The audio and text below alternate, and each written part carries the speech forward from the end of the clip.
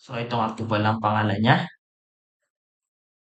Si Kaisa Alexandros Exadis. So, pagpasensya niyo na guys, hindi ako magaling magbasa ng mga pangalan na. So, taga Skyprus. Okay, start na tayo. Ako po pala yung white. So, si PD Master si black. Okay, start tayo with D4. Knight to F6. Pawn to C4. Pawn to G6. Knight to F3. Bishop to G7. Pawn to G3.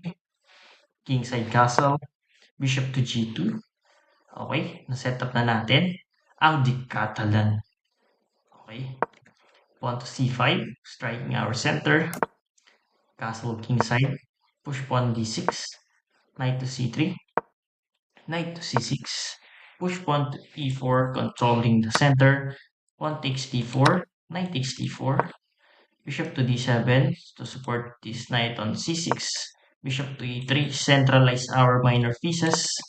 Pawn to A6, siguro para ma-prevent yung knight ko dito para makatalon sa b5. Then rook c1, half open by our rook and centralize. Also rook c8, ganun din yung idea. Knight to d5, challenging the center and also this knight. Okay, PD Master takes our knight. Also, nag-takes din ako ng bishop. So, hindi pwedeng queen, no? Ma-discovered yung queen natin. So, mas maganda yung bishop. Then push pawn e5. So, inatake yung bishop natin. So, may mga tatlong options si bishop. Pwedeng bishop e3 or bishop c3. Pero syempre, dun tayo sa patake. Bishop to b6. Also attacking this queen on d8. So, walang ibang pwedeng atrasan yung queen kung hindi lang sa queen e8. And then, knight to c7. Tinatry natin gulguluhin or kulitin queen. So, slightly better ng white dito ng queen to e7. Umiwas siya.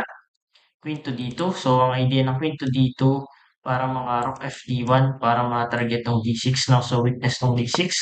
So, nag-bishop to c8 si PD Master para ma-atake yung knight natin. Dalawa nang ma-atake. So, na-notice ko yun. So, ginawa ko na lang is knight to d5. Balik na lang tayo center. Knight takes d5. So, dito may dalawang option white. E takes d5 or C takes d5. So, ang pinili ko na lang is C takes d5 para ma-activate yung c5 natin. So, pwede rin naman yung E takes e5, no? Para mapaalis yung bishop. Kaso, magkakaroon siya ng f5, then lalakas yung center niya. So, ginrab ko na agad. Inuna ko siya sa center. Then, bishop d5. Ni-atake yung rook natin sa f1. Then, rook fd1. Iwas tayo.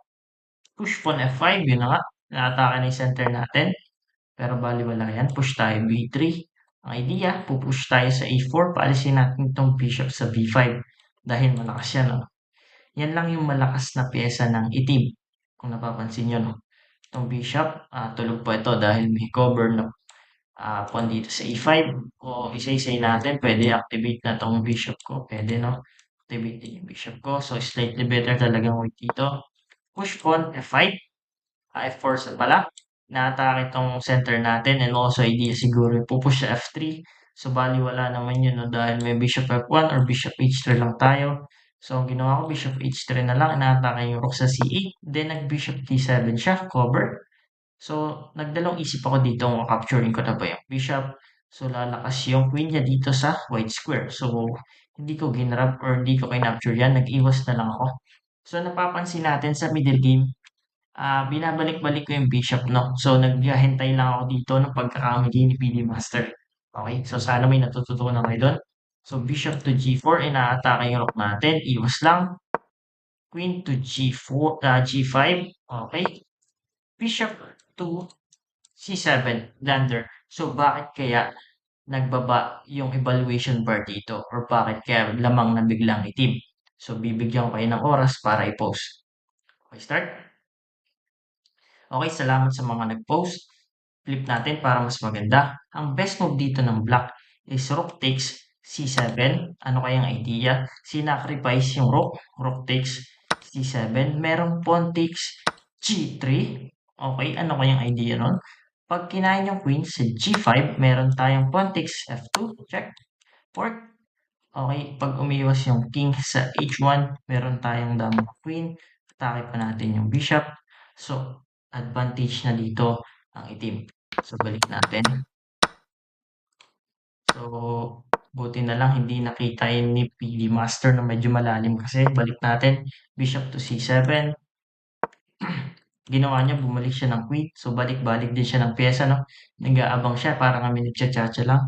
Okay na ata ang bishop natin. So, iwas ko lang yan sa B6 para depensa ulit sa F2. So, hindi ko pa napapansin yung tactics na yun, no? So, binalik ko lang para may depensa F2 ko.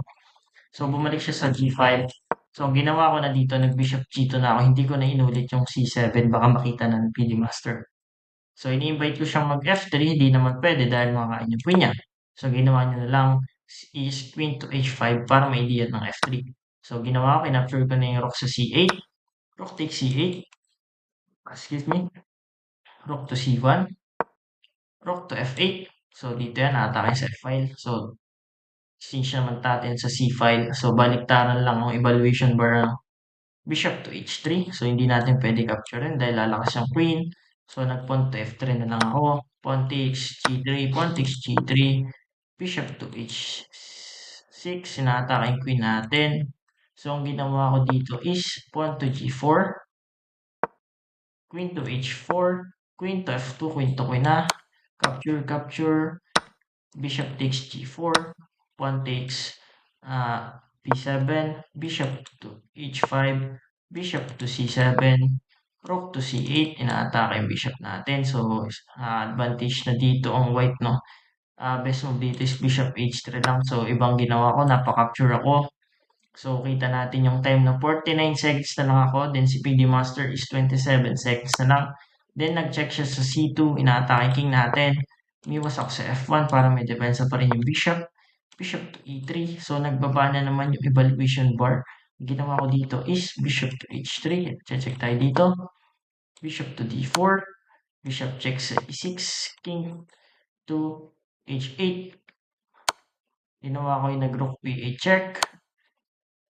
So, mas better dito is bishop to E7 or dito siguro. Bishop to F8 pa lang, mas better dito ng white. Bishop F8 ang idea, check dito. So, hindi ko na nakita. Chumek na lang ako. Iniisip ko na lang dito check. King to G7, check sa F8. King to F7, F6. Nag-cut off ako ng rook. So, dito, nag-king to G5 siya. Nakakatakas ni king ni PD Master.